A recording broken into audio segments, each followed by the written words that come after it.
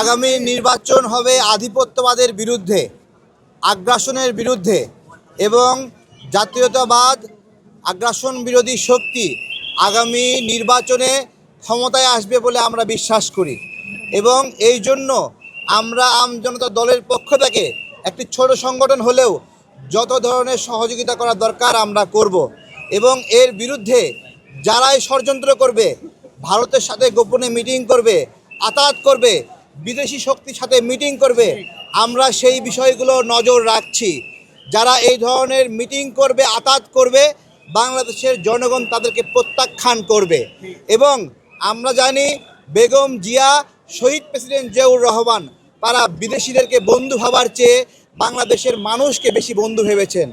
এটাই হলো জাতীয়তাবাদের শক্তি। বেগম জিয়া, শহীদ প্রেসিডেন্ট জিয়াউর রহমান। দৃঢ় বন্ধনের আস্থায় শক্তিশালী স্টিলের আরেকটি নাম জেডএসআরএম।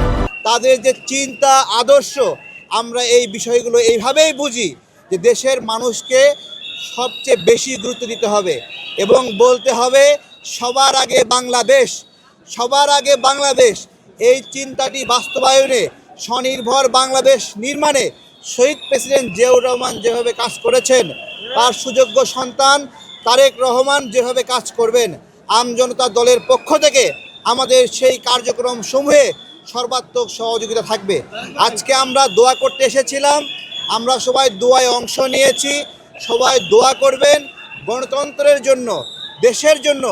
শহীদ প্রেসিডেন্ট জিয়াউর রহমানের যে অবদান এবং তার সহধর্মিণী বগুড়ার পুত্রবধূ ফেনীর সন্তান বেগম খালেদা জিয়া যে অবদানটুকু রেখেছেন, আল্লাহ তাদের সেই অবদানকে কবুল করে নেন এবং ভারপ্রাপ্ত চেয়ারম্যান তারেক রহমানকে তার বাবার মতো সুযোগ্য মানুষ হওয়ার তৌফিক দান করেন, মায়ের মতো ভালো কাজ করার তৌফিক দান করেন এবং আমরা দোয়া করি বাংলাদেশের মানুষ এ জায়গায় একটা ভরসা পাচ্ছে। এখন যখন থেকে তারেক রহমানকে তারা দেখেছে, সেই ভরসার জায়গাটা দিন দিন আরও শক্তিশালী হচ্ছে এবং আরও শক্তিশালী হবে। সামনে আগামের প্রধানমন্ত্রী যিনি হবেন, তাকে দেশের মানুষ সশরীরে দেখছে, ভালোবাসছে। আমরা মনে করি বিভিন্ন ষড়যন্ত্র হচ্ছে, কিন্তু যখন টেকনাফ থেকে তেঁতুলিয়া বাংলাদেশের পক্ষে বাংলাদেশপন্থীরা মার্চ শুরু করবে, তখন ষড়যন্ত্রকারীরা লেজ গুটিয়ে পালাবে। ধন্যবাদ সবাইকে।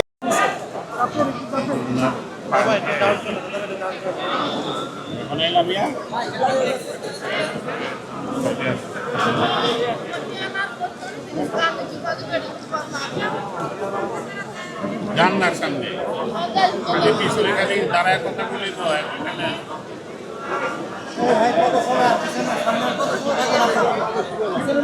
দেখতে দেন, একবার ভিডিও কলে তো হয়ে যায় নাকি?